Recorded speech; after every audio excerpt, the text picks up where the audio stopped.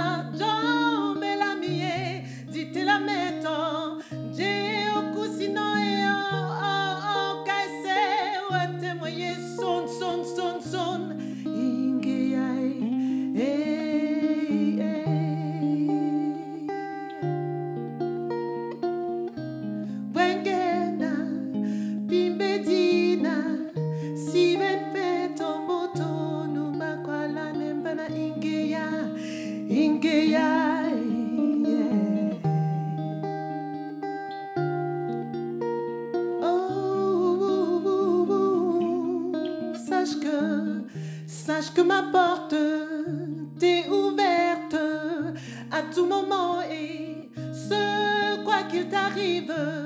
Donc si tu vois de la lumière, alors entre chez moi. Sache que ma porte t'est ouverte à tout moment et ce quoi qu'il t'arrive. Donc si tu vois de la lumière,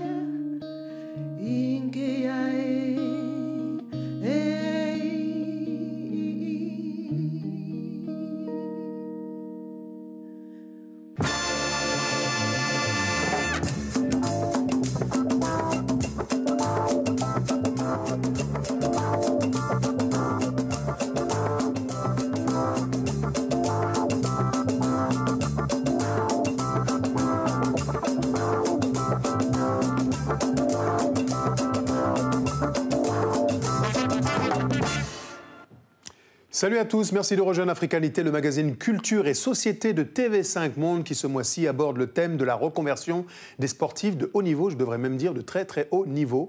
Nous allons en compagnie de très nombreux invités investir ce thème de la reconversion. À nos côtés, quelqu'un qui n'a pas besoin de reconversion, elle est là à perpétuité, Lise Laure pour une incursion culturelle incandescente au programme de la photographie, du théâtre et du cinéma. Oui, du cinéma avec la sortie en France du film de Sékou Traoré, son dernier film. Et également, on va parler du Paris Noir, un documentaire qui est consacré aux Afro-Américains.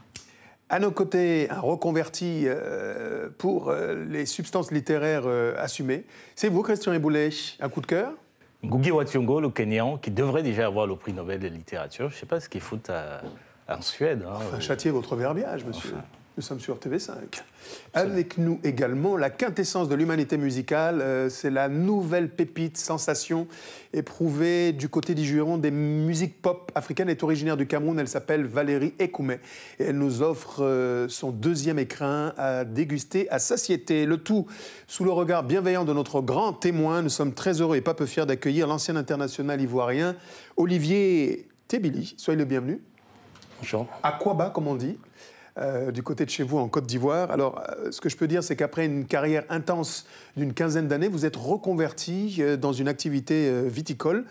Et pour vous, il n'y a pas de contradiction. Hein. Après une longue carrière de sportif à haut niveau, être aujourd'hui dans ce secteur d'activité, ce n'est pas un problème.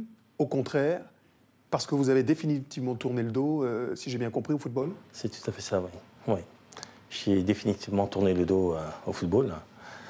Donc voilà, je me suis reconverti dans la viticulture. Voilà, depuis maintenant, ça va faire 4-5 ans. Voilà, c'est le nouveau métier que je fais aujourd'hui. Alors, ce qui va être intéressant, c'est de voir comment les sportifs de haut niveau trouvent le ressort mental, souvent, pour construire une nouvelle carrière et impulser une nouvelle dynamique autour de leur talent, au pluriel. Je vous invite à présent, si à l'instant vous nous rejoignez, à découvrir le portrait que nous avons dressé de notre invité. Regardez.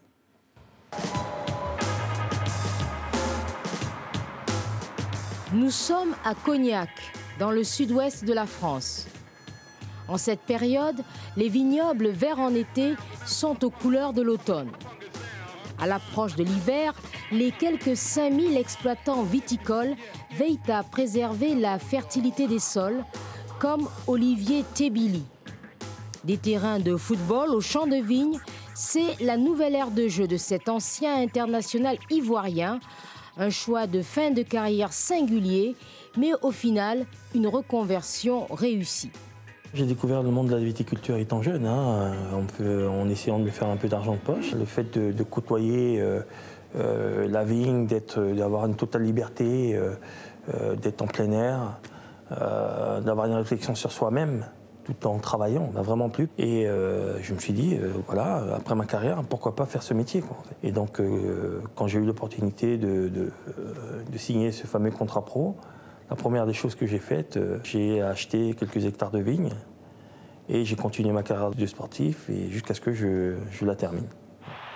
C'est en 2008, après 15 ans de carrière professionnelle au Royaume-Uni, qu'il décide de raccrocher les crampons.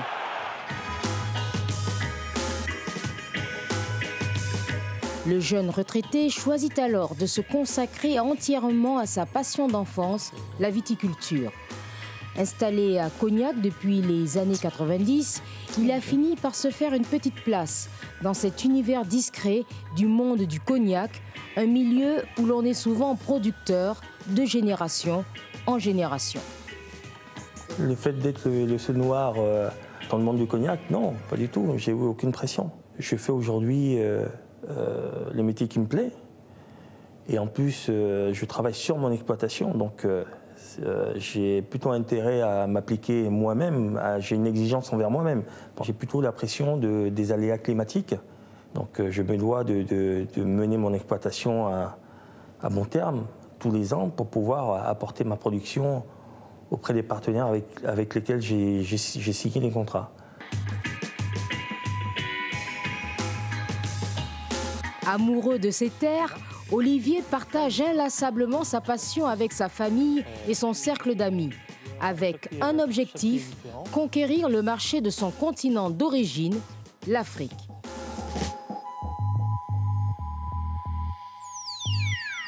À la conquête du monde, notre invité aujourd'hui, Olivier Tébili. Vous pouvez bien sûr revoir cette émission sur notre site internet tv5monde.com et réagir à satiété sur tous les réseaux sociaux, #Africanité. Alors, revenons sur votre carrière, vous l'avez faite en partie au Royaume-Uni. Oui, c'est bien ça. Ouais. J'ai fait ma carrière en Angleterre, à Sheffield. Donc Sheffield, je suis allé au Celtic, je suis revenu en Angleterre à Birmingham City. Et ensuite, j'ai terminé ma carrière au Canada, oui, à Toronto. Alors, on parle de reconversion aujourd'hui dans cette émission. Souvent, les footballeurs, on dit d'eux qu'ils ne pensent pas à leur fin de carrière, même quand ils gagnent beaucoup d'argent. Ça n'a pas été votre cas, on l'a vu tout à l'heure dans le sujet, vous y avez pensé très très tôt. Est-ce que, comme diraient les mauvaises langues, c'est parce que vous n'aviez pas énormément de talent que vous avez voulu assurer vos arrières très très tôt dans votre carrière? Qu'est-ce qu'il en est exactement? Non, pas du tout. Non, j'ai eu beaucoup de chance. Hein. Comme je te disais, j'ai commencé ce métier-là de footballeur au centre de formation de Niort. Et lors de mes périodes de vacances, pour me faire un peu d'argent de poche, j'allais comme dans les vignes. Voilà, tous les gamins, certains en fait pour faire de l'argent de poche l'été, j'allais dans les vignes un peu travailler et tout pour me faire de l'argent. Et donc j'ai trouvé le plaisir à faire ce petit bout de métier-là et tout. Et il y a eu un déclic. Et je me suis dit, le jour où j'avais la chance de pouvoir signer professionnel, peut-être que ça serait ma porte de sortie. Donc voilà, et quand j'ai eu la chance de signer professionnel, la première des choses que j'ai fait... Pas pour des vendanges, mais comme... Non, pas pour des vendanges, oui, pas pour des vendanges. Lorsque vous parlez de vendanges, c'est dingue, ça me rappelle quelque chose. Les plus de 20 ans ici, les moins de 20 ans, parce que l'Islore a 20 ans à perpétuité, se souviennent sans doute qu'un autre Africain d'ascendance malienne, cette fois-ci, un certain Jean Tigana, s'était lancé dans l'exploitation de vignes. Oui, est-ce qu'il vous a inspiré? Est-ce que vous aviez entendu parler de lui? Vous savez, Jean Tigana a inspiré beaucoup de sportifs, hein. Sur les terrains et en dehors. Sur le terrain et en dehors, bien Serge entendu. Blanco aussi, du côté du rugby. Bien sûr, bien sûr.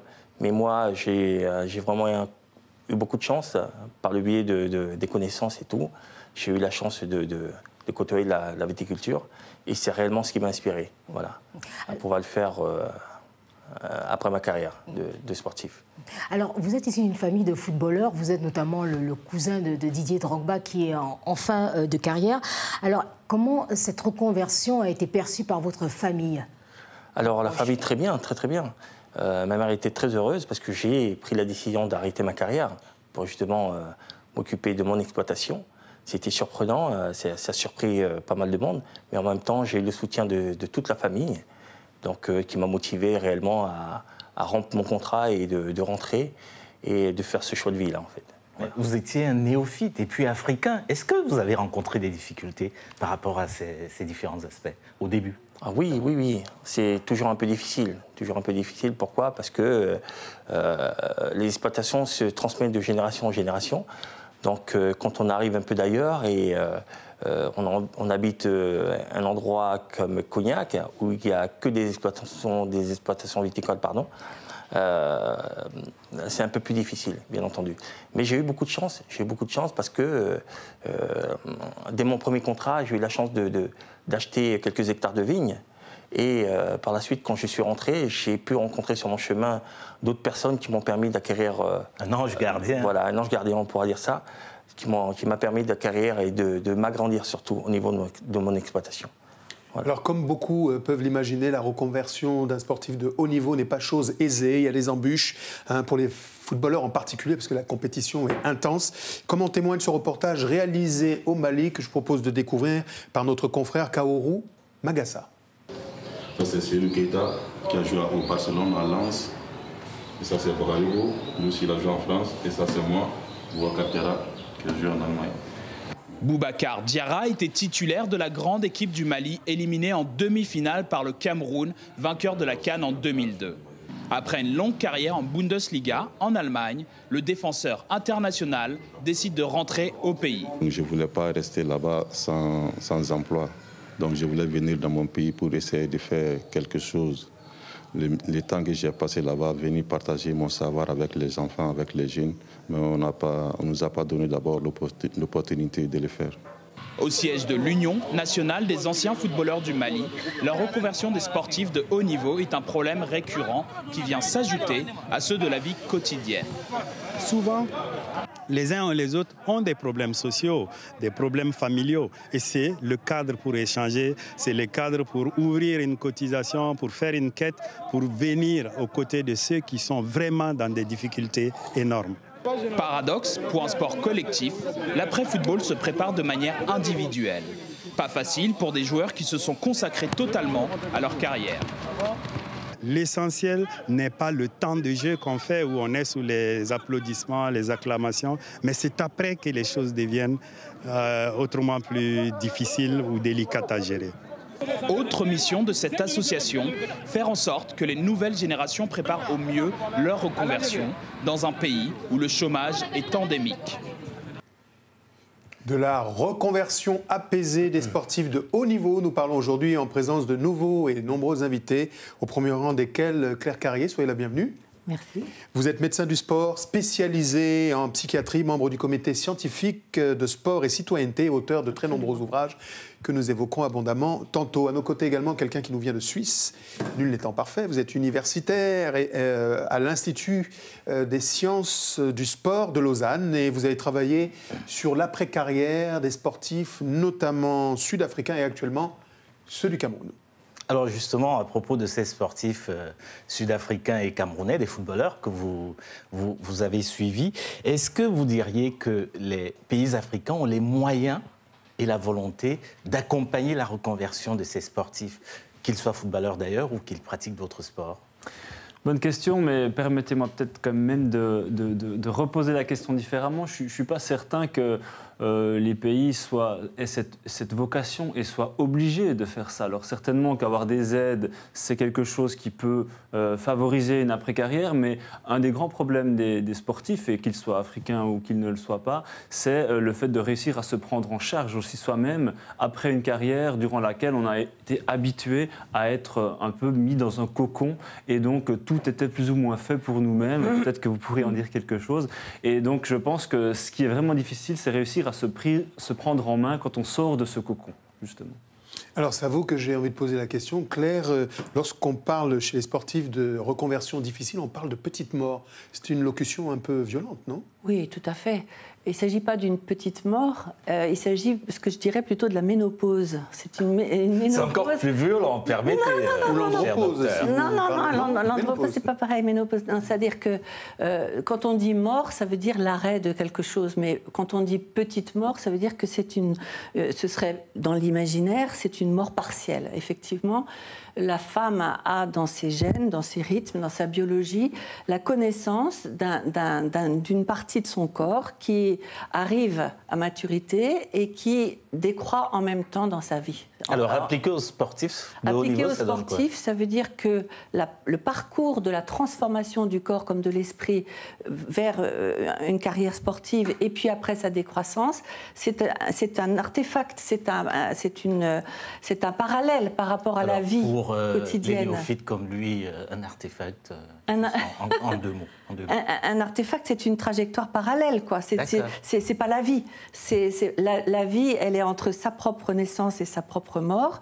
Et puis, on fait une boucle en parallèle où on vit toute une trajectoire de naissance et de mort de son titre de champion. Le champion, sa vie et sa mort. C'est justement le titre de l'ouvrage que vous avez porté.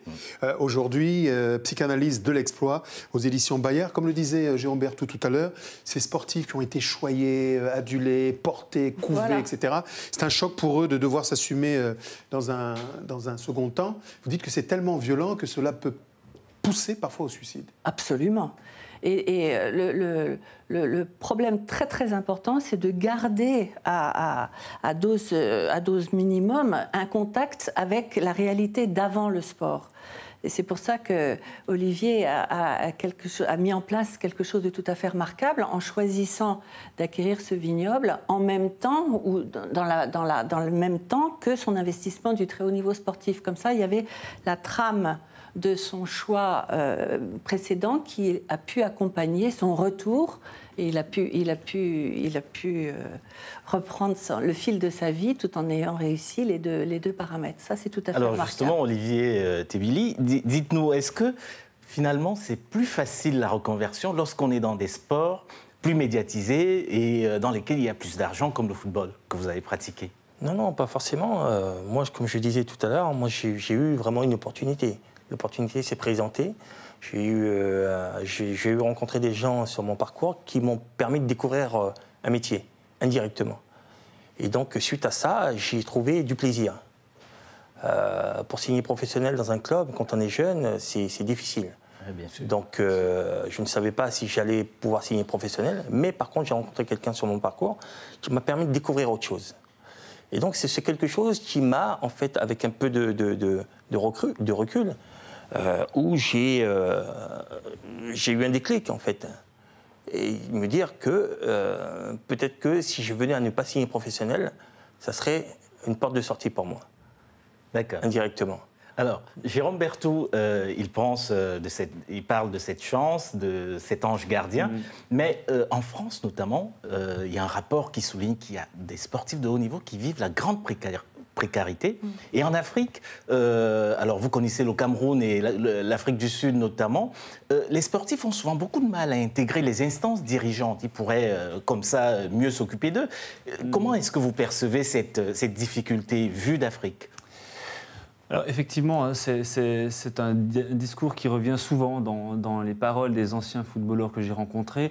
On ne nous permet pas d'accéder aux postes à responsabilité à la sein de la fédération, alors que nous avons tout donné au football. Et puis, donc, ils veulent nous exclure de ce milieu-là. Alors, attention, ça peut être le cas, évidemment, parfois, mais les joueurs ont aussi beaucoup l'impression d'avoir énormément donné au public et que ce retour est normal et quelque part qu'on devrait leur donner un poste, comme jusqu'à présent, ils ont été finalement élus à chaque fois en changeant de club, en étant une équipe nationale, et donc on est un peu dans cette situation d'attente. Ils ne doivent pas gagner des postes, mais on les leur doit, voilà. C'est un dû. Alors qu'accéder à un poste à responsabilité, ça nécessite peut-être d'avoir cette connaissance du football, mais sans doute pas uniquement. Il s'agit aussi d'avoir peut-être un diplôme, des compétences, un réseau, là, vous etc. soulignez quelque part la défaillance des États, des puissances publiques. Est-ce que face, justement, toujours dans le cadre de cette reconversion difficile des sportifs de haut niveau à la léthargie des États, finalement, est-ce que, contre toute attente, le meilleur exemple ne vient-il pas des entreprises privées, du secteur privé, qui sponsorisent des clubs et intègrent, dans un second temps, parfois, eh bien, des éléments sportifs dans leur société, une forme de reconversion? Bon, alors effectivement, on a des exemples, et donc dans le cadre de ma thèse, j'ai rencontré un certain nombre d'anciens footballeurs qui ont joué au Cameroun dans les années 70-80. Ces derniers étaient généralement intégrés à une entreprise d'État, une entreprise parapublique, ce qui fait qu'ils avaient déjà un premier pas dans cette entreprise, et quelque part, l'après-carrière, pour le coup, n'était pas véritablement une reconversion, mais un prolongement d'une forme de carrière qui avait déjà été en partie commencée. C'est une situation qui n'existe plus aujourd'hui, évidemment, vu les sommes d'argent qui sont en jeu, et aussi vu les sacrifices nécessaires pour atteindre la carrière professionnelle. Alors Christian, je sais qu'une question vous taraude du côté de chez Claire, mais Claire est venue généreuse avec quelques proverbes. Pourquoi des proverbes et des comptines africaines? Parce qu'en Afrique, il y a une espèce de sagesse qui est transmise, et une sagesse de l'instant présent, et une sagesse de la culture, de la reconnaissance que la vie nous est transmise et que nous allons la transmettre. Nous ne sommes qu'un maillon dans la chaîne du vivant. Et ça, c'est une sagesse très très profonde qu'il ne faut absolument pas oublier dans le mirage du renforcement identitaire que peut proposer la carrière sportive avec une vie par procuration. Il ne faut absolument pas oublier qu'on vit avec ses deux pieds et que de toute façon on est seul. Et que ou ses deux bras pour ceux qui...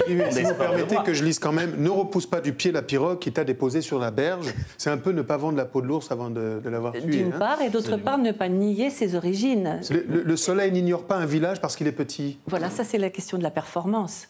La performance concerne chacun. Chacun a une performance à faire de sa vie. La racine a beau ignorer des fruits, il n'empêche qu'elle les nourrit. Voilà. C'est-à-dire que si personne ne vous avait alimenté quand vous êtes sorti du ventre de votre mère, eh ben vous seriez mort. Eh bien, comment est-ce qu'on peut, mais rapidement, aider justement ces sportifs de haut niveau sur un plan psychologique? Vous nous diriez quelles recommandations? Moi, mes recommandations, j'en ai énormément suivi, honnêtement, parce que j'ai fait toute ma carrière auprès du très haut niveau sportif, quels que soient les âges, etc. Et franchement, il y a toujours un énorme deuil. De toute façon, c'est le deuil du postpartum, c'est le deuil, etc. Au moment où n'importe quelle activité très fortement investie s'arrête pour des raisons X ou Y. Bon. Et donc, la recommandation que je donne, mais que je donne en humanité, c'est de toujours se rappeler qu'avant cet investissement, avant ce deuil, on était quelqu'un, on avait des valeurs, on savait quoi faire et on se reconnaissait vivant parmi les autres. Ça, c'est quelque chose de très important.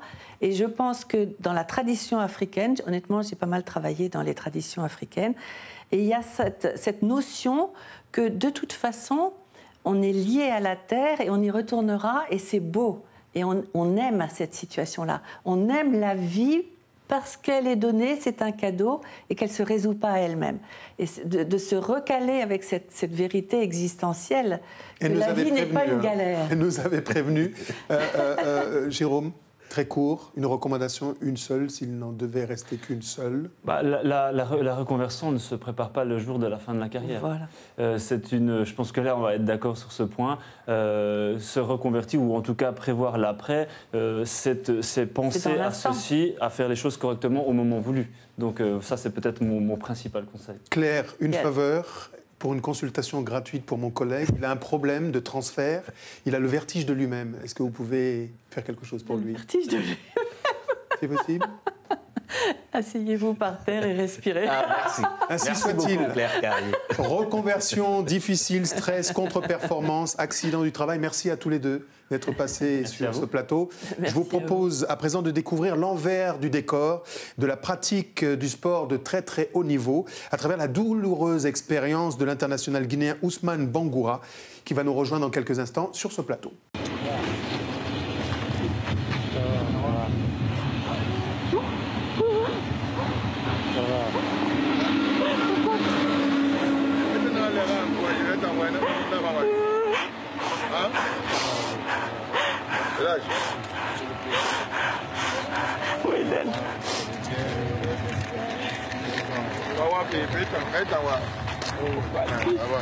Ça va?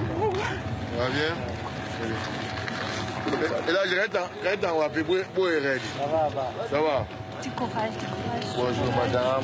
J'ai appris la nouvelle le samedi matin. En fait, il m'a téléphoné pour me dire je suis à l'hôpital, ils m'ont crevé l'œil et tout.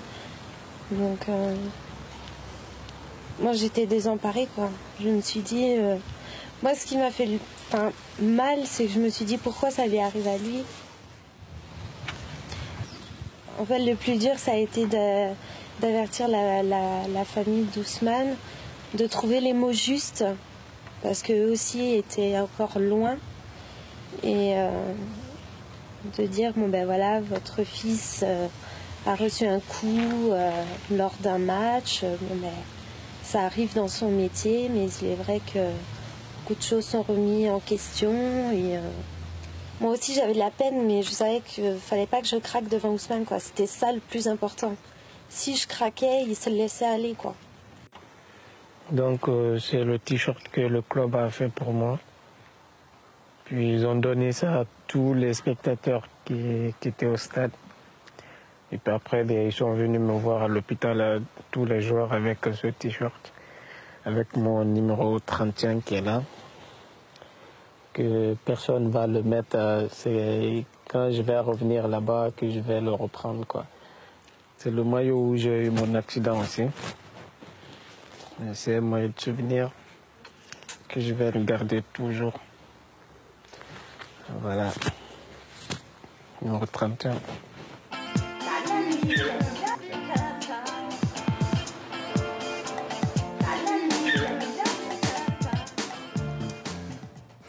Une expérience douloureuse qui peut frapper tous et chacun lorsque l'on pratique le sport. Vous pouvez bien sûr revoir cette émission sur notre site internet tv5monde.com et réagir si vous le souhaitez, partager sur les réseaux sociaux Africanité, mais vous mettez le hashtag juste avant. Des revers, des hypercus, des hauts, des bas, vous l'avez bien compris, jalonnent la carrière des sportifs de très très haut niveau. Pour en parler, nous accueillons à présent Véronique Mans. Bonjour. Soyez la bienvenue. Alors votre palmarès, il est tellement étoffé que j'ai choisi de manière arbitraire quelques-uns des jalons. Athlète française d'origine camerounaise, spécialiste du 100 et du 200 mètres, championne de France du 100 mètres, championne d'Europe, médaillée de bronze du 4 x 100 mètres aux Jeux Olympiques, c'était à Athènes, on s'en souvient, oui. En 2004. Aujourd'hui, vous êtes ambassadrice pour de grandes marques et consultante et conférencière. Oui. Et vous avez créé votre propre structure qui accompagne et appuie des sportifs dans la préparation mentale, entre autres. À nos côtés, on vient de vous voir à l'écran, Ousmane Bangoura, ancien international guinéen. Vous entraînez cette année, parce que c'est aussi ça le génie du ressort d'un sportif, c'est de rebondir. Vous entraînez un club de l'Union sportive Chandonnier-Pamply, c'est en France. Alors votre carrière, elle s'étale à la fois en France et en Belgique, puis en Chine, comme on l'a vu, où lors d'un match de championnat, vous avez été victime donc, de cette grave blessure. Vous perdez l'usage de votre œil droit. C'était en août 2006, un souvenir douloureux, et vous avez arrêté depuis prématurément votre carrière. Alors Ousmane, est-ce qu'après un tel choc, on pense tout de suite à la fin de sa carrière, d'autant plus que vous n'aviez pas eu de blessures avant de graves blessures avant ce choc? Oui, bien sûr, parce qu'après, on ne s'attend pas à ça. Mais quand ça arrive, je me suis dit que bon, si je peux faire autre chose, mais donc je ne me suis pas éternisé là-dessus parce que moi j'ai pleuré en voyant certains mourir sur le terrain. Donc je me suis dit, moi c'est juste un œil. Après ça fait rire même mon pote Fendino quand je lui dis ça, mais bon après c'est la réalité. Maintenant je vois mes 2 enfants, je vois ma femme, et puis après je peux faire des choses que j'aime, et puis donc la vie continue, quoi. Alors, vous gardez un œil attendri sur cette carrière. Olivier, vous connaissez bien Ousmane. Au final, est-ce que ce n'est pas le mental, celui qui active les sportifs, qui lui ont permis justement de surmonter cette épreuve? Tout d'abord, vraiment, je suis très content de voir Ousmane, hein, parce que ça fait depuis quelques années que je l'avais pas vu. Et puis, par les médias et tout, j'ai appris son accident. Et je pensais même qu'il était même resté là-bas, que son équipe l'avait même pris en charge, parce que j'aurais souhaité que cette équipe, en fait, puisse l'accompagner surtout après un tel accident, parce que bon, c'est vrai qu'un sportif de haut niveau, à partir du moment où il a une très très grave blessure, automatiquement sa carrière en fait est en suspens, même parfois même s'arrête. Et c'était le cas pour Ousmane. Et je sais que certains clubs anglais accompagnent très très bien leurs sportifs, hein. Quand il leur arrive ce genre de pépin-là et tout, ils font en sorte que le joueur puisse être accompagné le plus loin possible. Et donc vraiment, je suis très très content de le voir aujourd'hui et de partager ce moment avec lui. Alors Véronique, vous avez eu de graves blessures aussi. Et comment est-ce que vous avez trouvé l'énergie pour rebondir ? Disons que la carrière d'un athlète, il y a des hauts et des bas, bien évidemment. Et c'est vrai que j'ai été confrontée à pas mal de blessures dans ma carrière.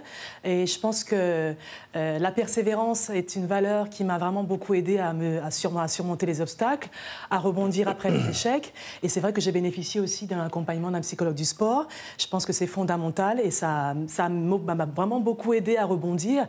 Et je pense qu'il y a aussi les valeurs, ce qu'on est. Je pense que mes origines camerounaises ne sont pas aussi le hasard. Donc je suis quelqu'un on est des guerriers au Cameroun. Nous surnommons la lionne. Hein. Voilà, tout à fait. Donc, c'est vrai que tout ça, ça transparaît dans ce que je suis. Et puis, cette énergie que j'ai toujours à combattre et aller vraiment à l'affront des difficultés, ne pas les fuir, justement.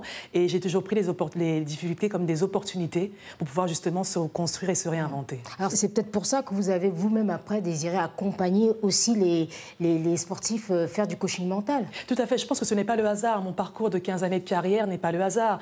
C'est vrai que j'ai appris beaucoup de choses et je pense que je suis aujourd'hui dans la transmission. La nouvelle génération aujourd'hui a besoin de rôles modèles, de personnes qui les accompagnent. J'ai moi aussi eu des mentors, hein, que ce soit Marie-Josée Perret, que ce soit Christine Aron. Ce sont des athlètes qui m'ont vraiment aussi inspirée. Donc je pense qu'on est dans le passage de témoins, de relais, de justement permettre à la nouvelle génération de pouvoir aussi s'épanouir.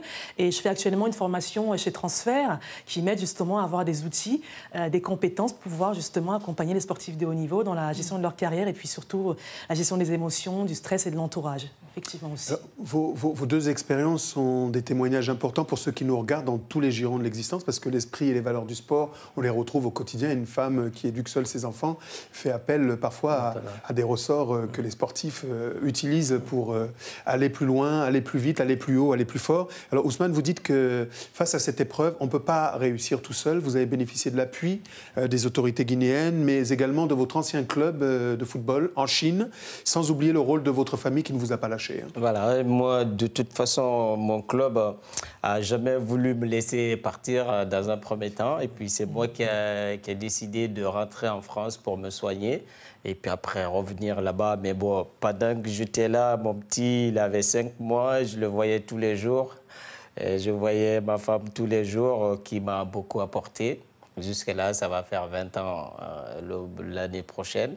Donc, je n'avais plus envie de repartir avec les laisser encore. Je me suis dit, maintenant, c'est fini. Il faut oui, mais vous avez trouvé la force pour devenir entraîneur, rester dans le monde du football alors que psychologiquement c'était pas facile, et vous vous êtes formé et vous n'avez pas écarté le sport et le foot malgré cette tragédie. Oui, depuis que j'étais avec Olive, parce que Olive c'était l'un de mes tuteurs quand je suis arrivé au Chamois, il m'aidait beaucoup parce que j'étais le plus jeune et puis il me faisait sortir le mercredi après-midi pour aller... Est-ce qu'il vous faisait boire des petites non, il n'aimait pas ça, et puis on sortait le mercredi après-midi pour faire autre chose que du foot. Et j'ai passé ce que je viens de dire, autre chose que du foot. On a bien compris. Donc j'ai passé mes diplômes d'entraîneur parce que j'aimais ça. Et puis après, aujourd'hui, j'ai fait l'école de foot des Chamois, des petits. Mes 2 enfants jouent au Chamois maintenant. Et puis en parallèle, j'ai voulu faire autre chose que du foot. Et puis je suis... au collège Saint-André, c'est un collège privé que je suis surveillant, je remplace les profs de sport, tout ça. Donc j'ai avancé dans ma vie parce que j'ai voulu que je sois un exemple pour mes enfants. Et puis donc là, ils voient ce que je fais, ils sont fiers de moi. Et ma famille, et puis aujourd'hui mon club de Chandonnier qui m'apporte beaucoup. Parce vous vous entraînez depuis cette saison, voilà. Depuis cette saison, c'est un club de district, mais on dirait que c'est un club de ligue parce que c'est tellement enrichissant ce qu'ils me donnent. Et puis parce que je suis le parrain de ce club depuis 2001, que j'étais au Chamois déjà. Donc c'est une autre vie. Je vais revenir un peu à Véronique. Donc vous avez entamé, on parle beaucoup de la formation, vous avez fait des études de droit. Je suppose que ça vous a beaucoup aidé pour votre reconversion. Tout à fait. C'est vrai que j'ai toujours insisté sur le double projet. J'ai fait 8 ans de droit à la faculté de Créteil. Ça a été vraiment des moments où c'était aussi difficile. Gérer une carrière de très haut niveau et des études supérieures, c'était pas toujours facile, mais ça m'a forgé le caractère. Ça m'a permis aussi d'être quelqu'un d'assez endurant. Et c'est vrai que la formation en droit m'a aussi aidé à gérer ma carrière sportive aussi. Les contrats. Tout à fait, les contrats de partenariat, la fiscalité, la comptabilité. C'est vrai que ce sont des choses qu'il faut apprendre. Et c'est vrai que les études de droit ont été vraiment un tremplin. Et ça m'a vraiment aidé aussi justement à préparer aussi la suite avec mon sport consulting. Donc tout a un lien. Et c'est vrai que dans ma tête, dans le feu de l'action, on dit qu'il faut penser à la reconversion, il faut l'anticiper.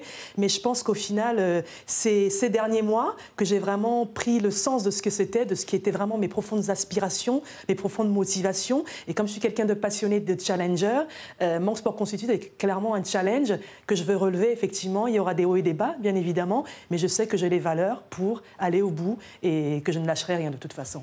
Olivier, lorsque vous entendez ces 2 témoignages de super-héros, des dieux du stade et des déesses, des divinités du stade, est-ce que ça ne vous titille pas dans l'idée de susciter peut-être, à travers votre expérience, d'aller à la rencontre des plus jeunes en Afrique, de faire des conférences, des sessions de coaching?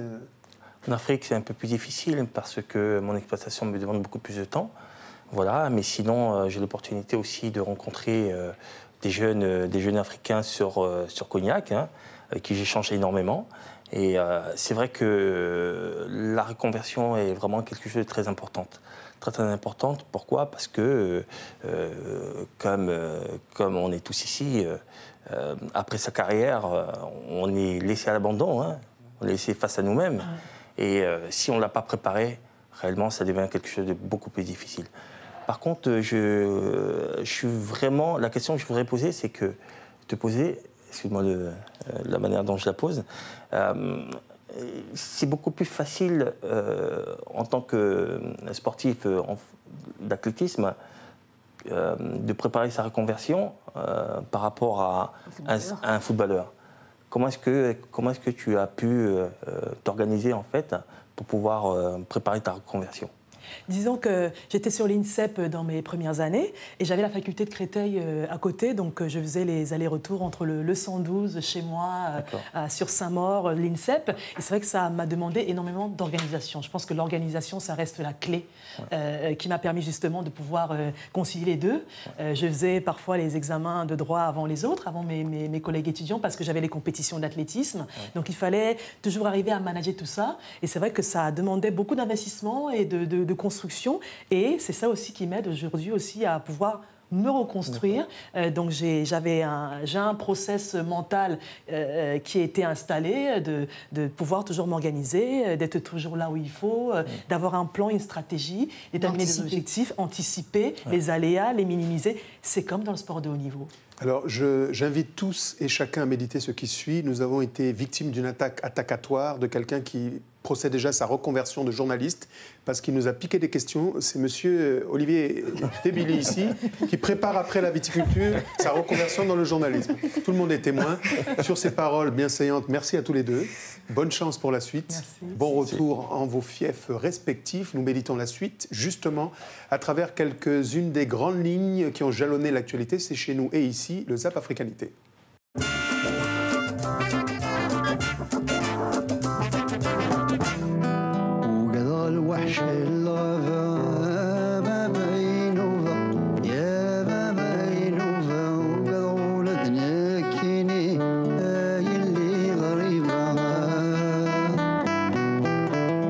Je suis le fils d'un sans-papier. Je suis la fille sans-papier. Je suis la mère de famille sans-papier. Je suis l'âme vivante des sans-papiers qui ont péri dans le bleu. Et vous, qui êtes-vous?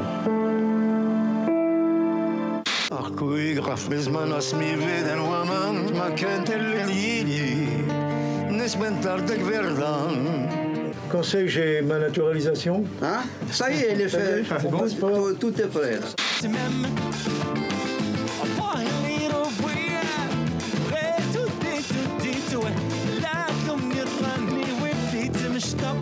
Taku Regis Billiard, il parle beaucoup de friction, on peut dire, entre tradition et spiritualité contemporaine.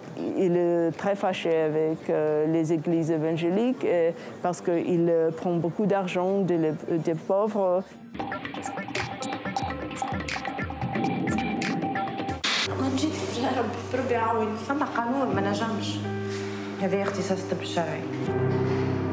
نمشي نروح بدل حوايجك عملتوش رتح روحك احكي لسونك حطول لازمك تكملها حكايتك باش تسمي في حقك.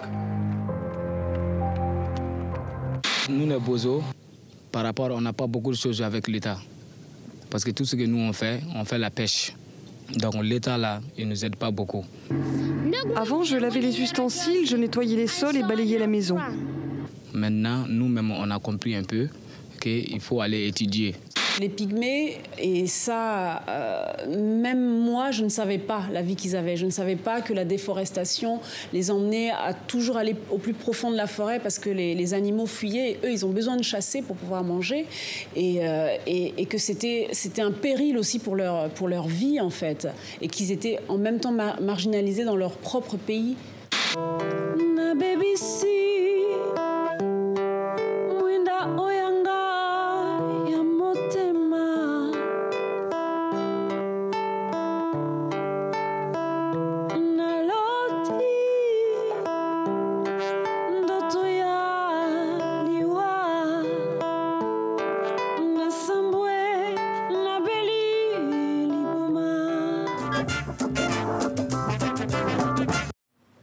Voilà donc pour ce Zapa Africanité aux saveurs et aux accents des musiques afro. Nous poursuivons et tournons une page culturelle en accueillant dans la joie et l'allégresse deux personnages hauts en couleur, Femina Madiande et Lélé Matello. Soyez les bienvenus. Ensemble, ils ont créé La Petite Touche. Il s'agit d'un duo d'artistes photographes qui compte 900 publications, 120 000 abonnés sur Instagram. Lauréats du concours Talent Graines de photographe, Femina et Lélé aiment à leur façon à revisiter la ville de Paris. Leur credo, rendre l'ordinaire extraordinaire. Alors justement, Lélé, vous êtes comédien. Oui. Femina, vous êtes illustratrice et peintre. Alors vous dites que vous êtes le cerveau et elle le cœur. Alors comment est-ce que vous fonctionnez? Il y a un cheminement qu'on fait ensemble, enfin du moins qui se termine ensemble. Moi j'aime puiser au fond de moi, selon ma sensibilité, selon l'actualité et selon l'inspiration, des choses qu'on peut exprimer ensemble. Donc très souvent, j'y pense en amont, je lui en fais part. Et ensemble, on décide si c'est quelque chose sur lequel on peut travailler. Une fois qu'on se met d'accord, on passe à la phase exécution. Et là, du coup, très souvent, je peux être derrière l'objectif ou aussi devant. Et Femina, quand je dis qu'elle est le cœur, c'est qu'elle termine tout le travail de post-production, de retouche, de ce petit regard qui va faire que l'image sera différente des autres à la fin. C'est émouvant, ça m'inspire quelque chose qui m'attendrit. Est-ce que ça veut dire que pour vous, pour elle, vous l'amusez et pour vous, elle est votre muse? Elle s'amuse et vous êtes sa muse. Très fort. La transition. Enchaînez seulement.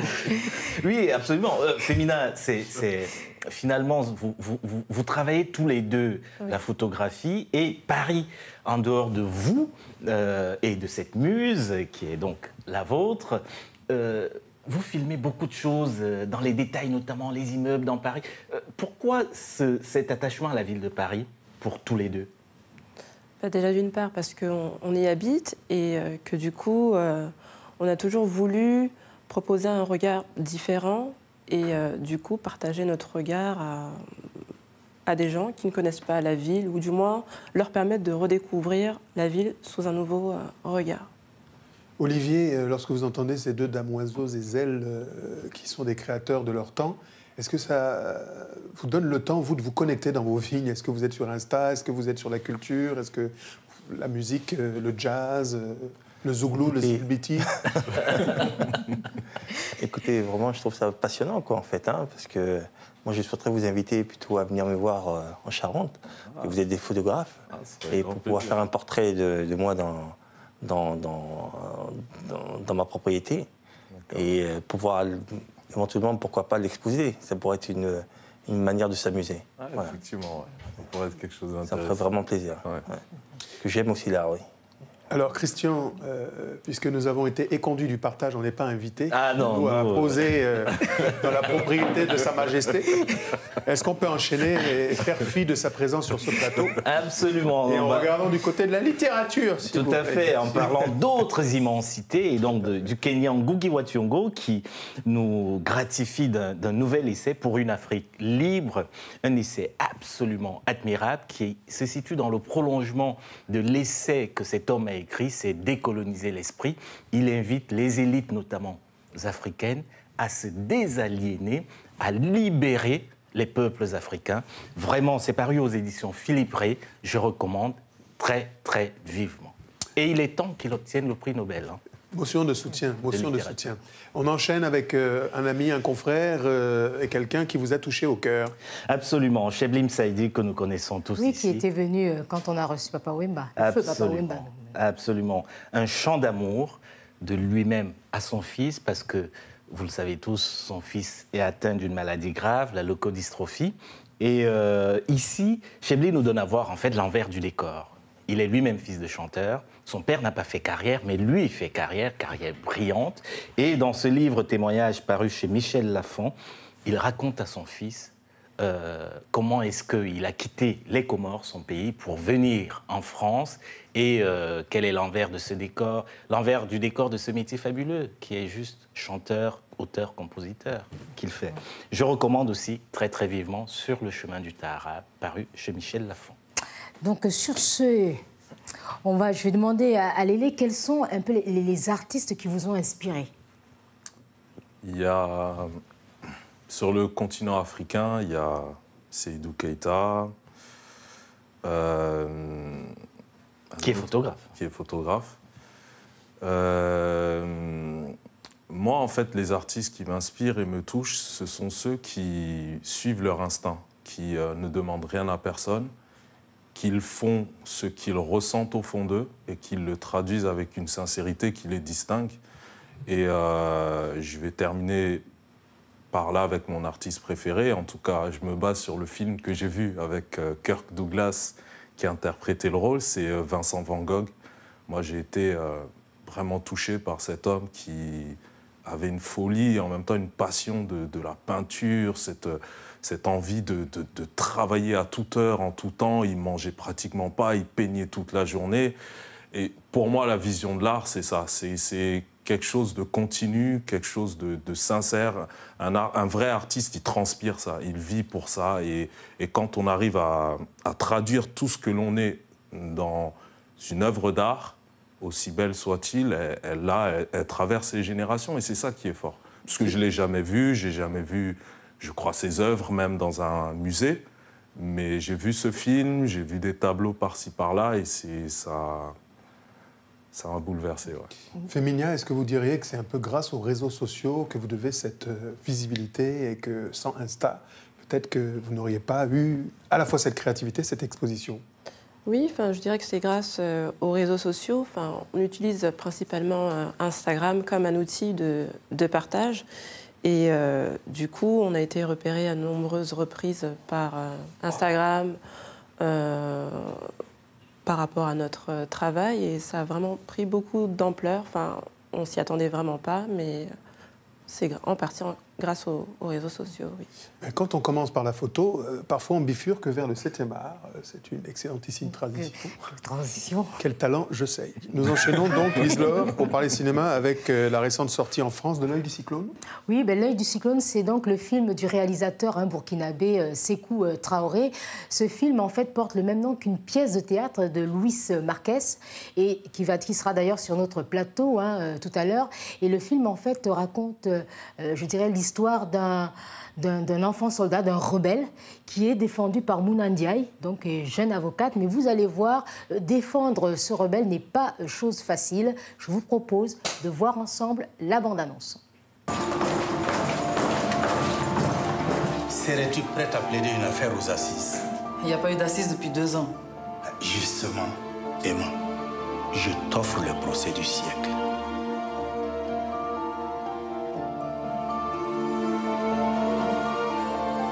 Blessure volontaire, détention illégale d'armes de guerre, résistance à l'autorité publique.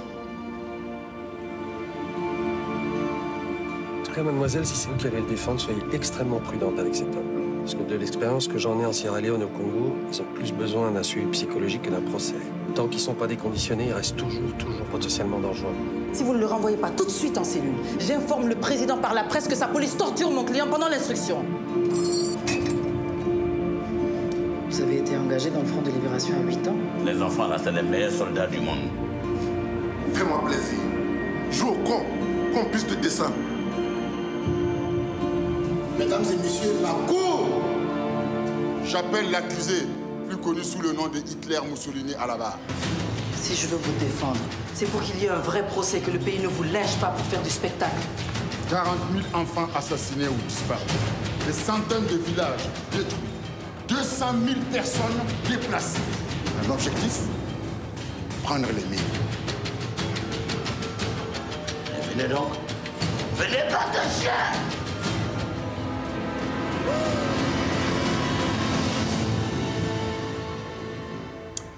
C'est L'œil du cyclone, à voir et à revoir, absolument un film immanquable. Si à l'instant vous nous rejoignez, sachez que cette émission, par ailleurs, vous pouvez aussi la revoir si vous le souhaitez sur notre site internet tv5monde.com, réagir, en parler, faire jactance, rivalence avec vos invités, vos amis autour d'un bon tchèp.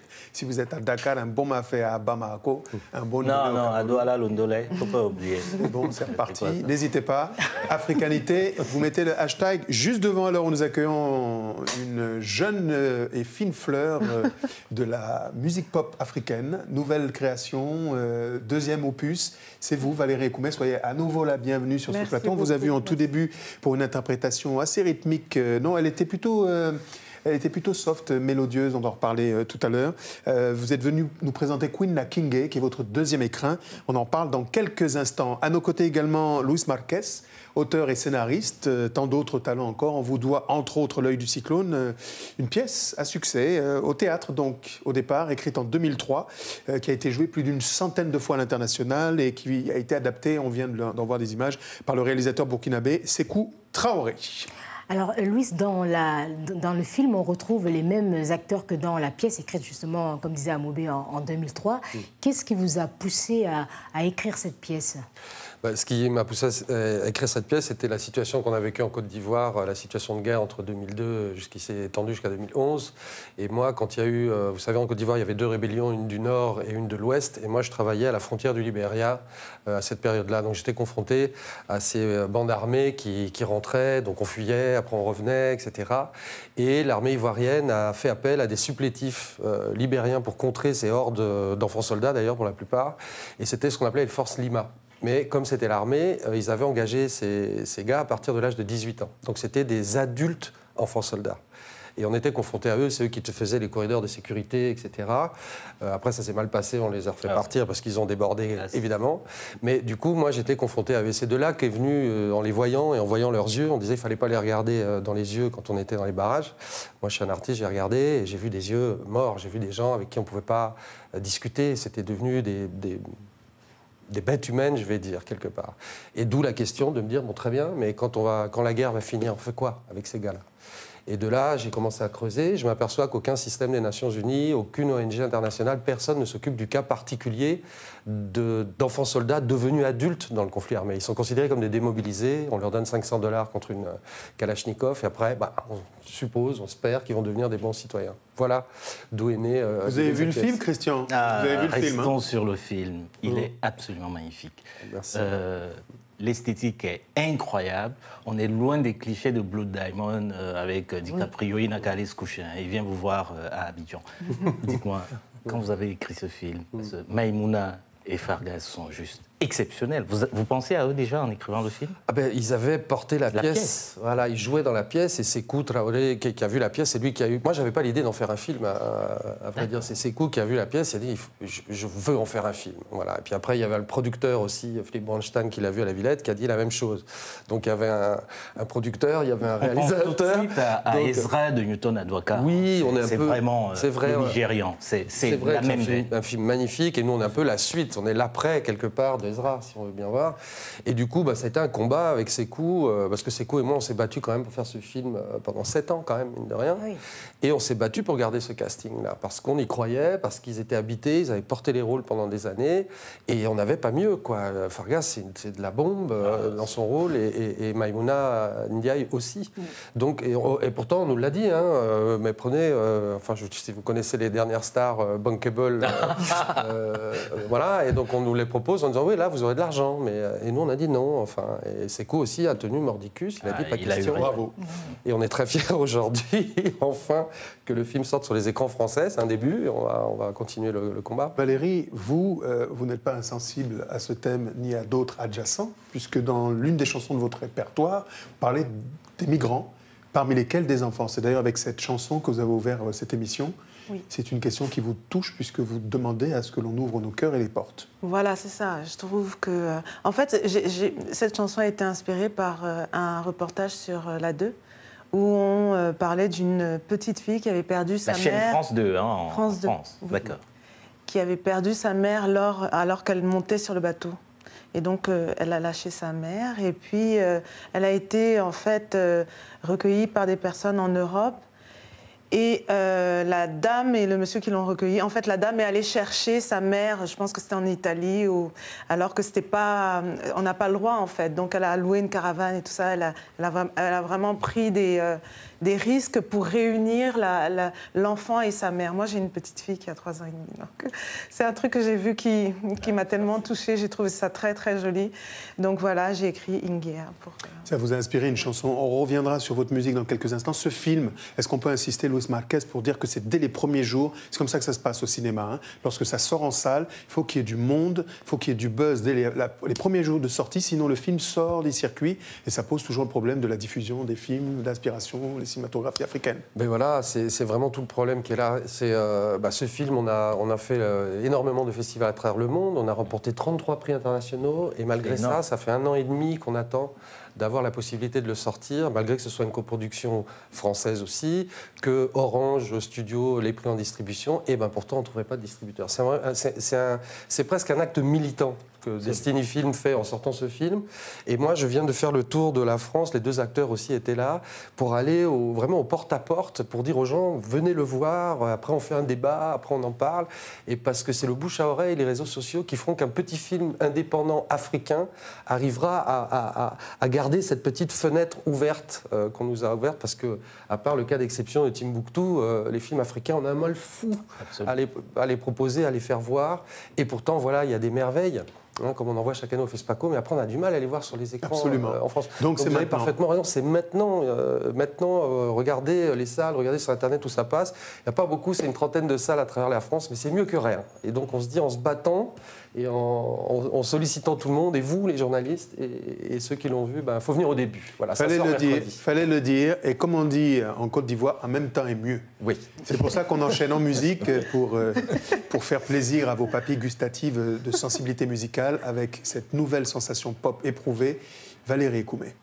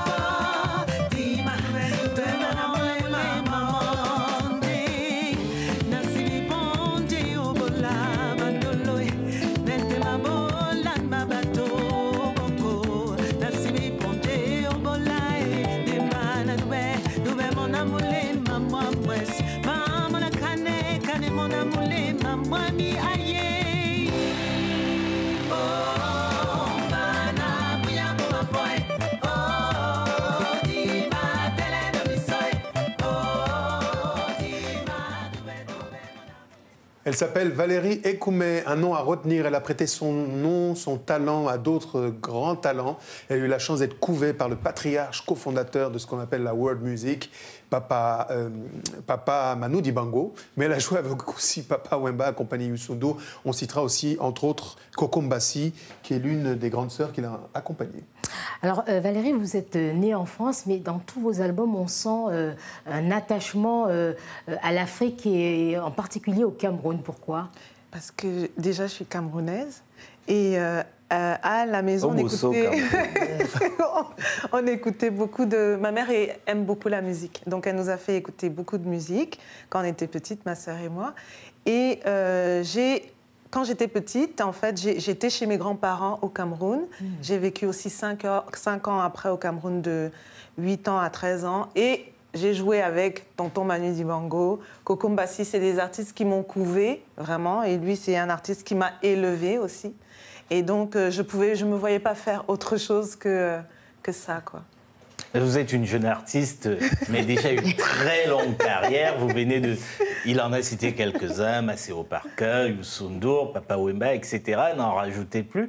Mais surtout, vous avez passé quelques années auprès de Manu Dibango, dont vous parliez tout à l'heure. Racontez-nous un peu. Alors, j'ai passé 8 ans.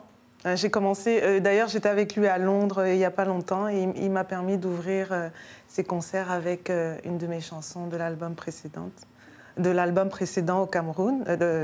De l'album précédent, on était à Londres. C'est normal, c'est le décalage. Oui, c'est ça.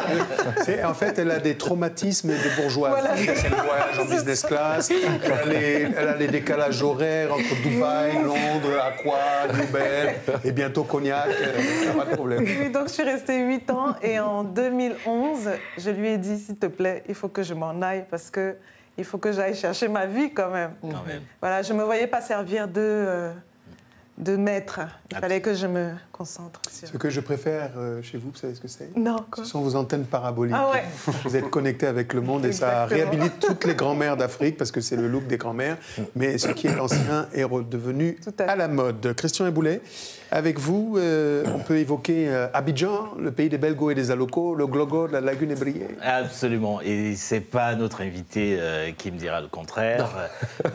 Abidjan, en fait, c'est le festival qui va rythmé tout le mois de décembre. Ce sera la fête, musique, à manger, hein, même genoux d'éléphant, je pense qu'on va trouver là-bas. Donc, à Loco, etc., à gogo. Ça se passe durant tout le mois de décembre à Abidjan. C'est pour les grands, les petits et même de 7 à 77 ans, en fait. Voilà.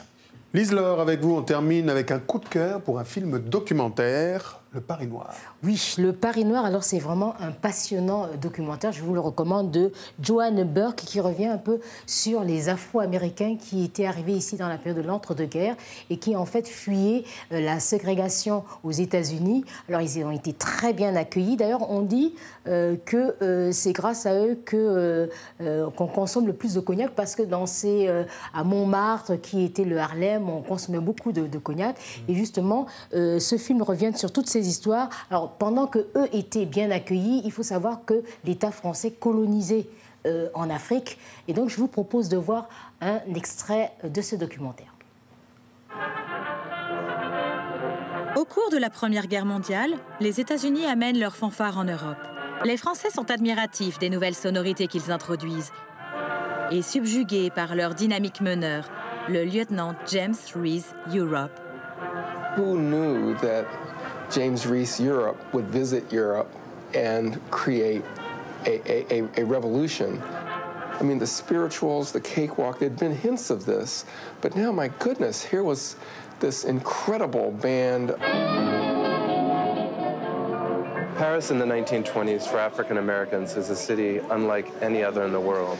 It represents freedom, freedom from segregation, freedom to circulate, freedom of mobility, freedom of interaction, freedom of self-expression, but on a broader level, the ability to pursue one's dreams in the broadest sense and to be accepted for what you are. That's the primary self-definition, and it's not always the overhanging shadow of race, race, race, the obsession in the United States.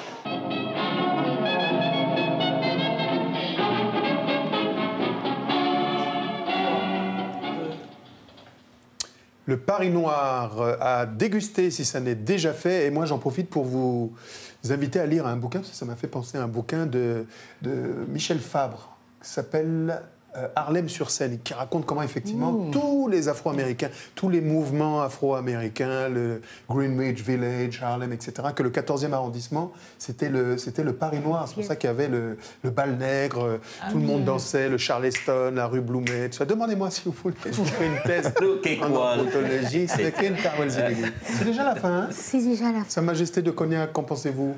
Écoutez, moi je vous remercie de m'avoir invité. J'ai passé un merveilleux moment. Et comme je vous l'avais dit tout à l'heure, vous êtes aussi les bienvenus aussi sur Cognac. Merci. On viendra. Merci. À tous. On viendra chanter, projeter des films dans des champs de vignes. Ça peut être un concept, un festival. Il y a le festival du Blues Passion à Cognac. On profite. Donc ça peut être une belle opportunité de pouvoir vous recevoir. Une occasion. Merci à tous et à toutes d'avoir été des nôtres. Bon retour du côté d'Abidjan. Mais oui. Entre les deux. Entre les deux, non, là, on repart sur Abidjan. Puis je voulais juste dire un petit mot, merci à TV5, parce que TV5 nous a accompagnés depuis le départ du film. Et voilà, Marjorie Viella nous a soutenus avant tout le monde. Direction des programmes. Vraiment, on est très reconnaissants avec ces coups, parce que ça a été parmi les tout premiers à dire Banco, allez-y, avant pas mal de monde. Donc voilà. Merci et je suis très heureux d'être sur votre plateau. Merci. Valérie, on retrouve votre orchestre. En quelques mots, leur nom, à la batterie. À la batterie, Guy Wogang, à la guitare, M. Christopher Pérafort et Maurice Billon à la basse. Et ça swing, Valérie et Koumé.